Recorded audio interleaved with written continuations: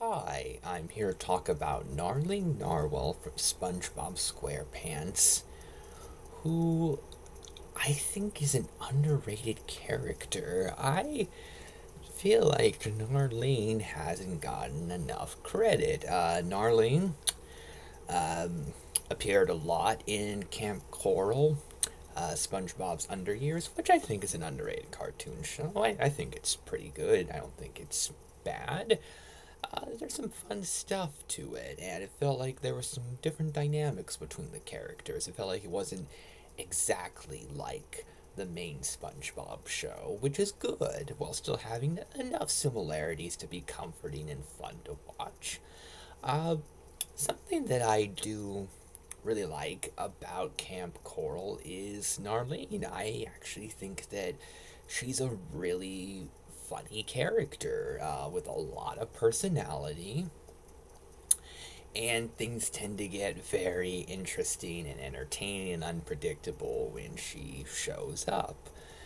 And I think that she should be a welcomed addition to the SpongeBob franchise. I really like that she got to start appearing in some episodes of the main SpongeBob show. And it could seem like there's a lot of continuity mistakes and confusing stuff involving Camp Coral and the main show, but SpongeBob, I think, has had a very loose continuity for such a long time. Like the two very different versions of King Triton, and even stuff like Squidward's house could be horribly damaged in one episode, but in the next episode be perfectly fine. It felt like it was cartoon logic where things could go in very different directions. It felt like, for the most part, there wasn't a whole lot of continuity. The Mermaid Man Barnacle Boy episodes, I think, had a good amount of continuity with them being numbered and everything, but for the most part, it felt like a very, very loose continuity. So I think that since it had been such a loose continuity for such a long time, and the show wasn't about ongoing storylines or anything like that, I felt like having Camp Coral stuff in SpongeBob isn't that big of a deal. And I think it's kind of enjoyable, kind of a way to make Camp Coral feel a little bit relevant in the world of the main show. And Narlene has a very entertaining personality, and she does cause a lot of trouble, but in entertaining ways, and it's a lot of fun to see what she's going to do, and I really enjoy what she brings to the show, and I feel like she's gotten too much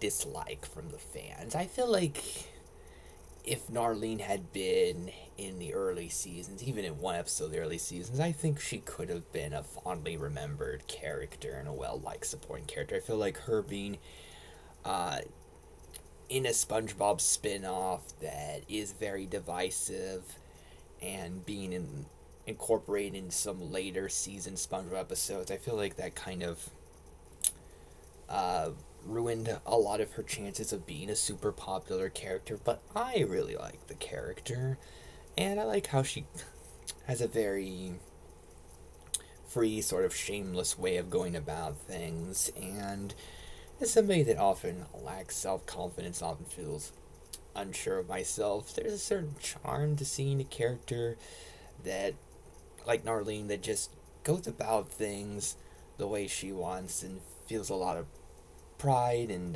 just kind of goes about life. And she doesn't do it in the most healthy and good ways for other people. So I feel like it's an example where I kind of want to have Narlene's confidence, but and happy personality and optimism and sense of humor, but without causing trouble for others. So I feel like there are times where a character isn't actually that great of a role model, but has certain qualities that are good, and uh, in a way, it it's not good to perfectly follow a character exactly, but just maybe a few traits of a character can be good and can be learned from. So in that way, there's something to learn from Narlene, and I do think that she's a really good character in SpongeBob, to be honest. And I feel like this could be a very unpopular opinion. I think she's easily the best female character in SpongeBob.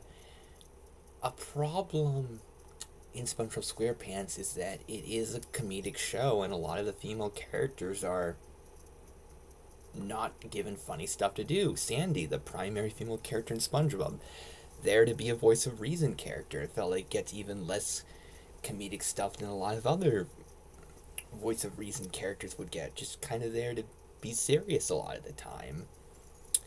Mrs. Puff, similar situation. There is some comedy from how much trouble SpongeBob causes her, but still a similar thing. Karen, uh, pretty much there to be sassy to Plankton and not very funny in her own right. It's mostly Plankton being funny. So a lot of the big prominent SpongeBob female characters not terribly funny.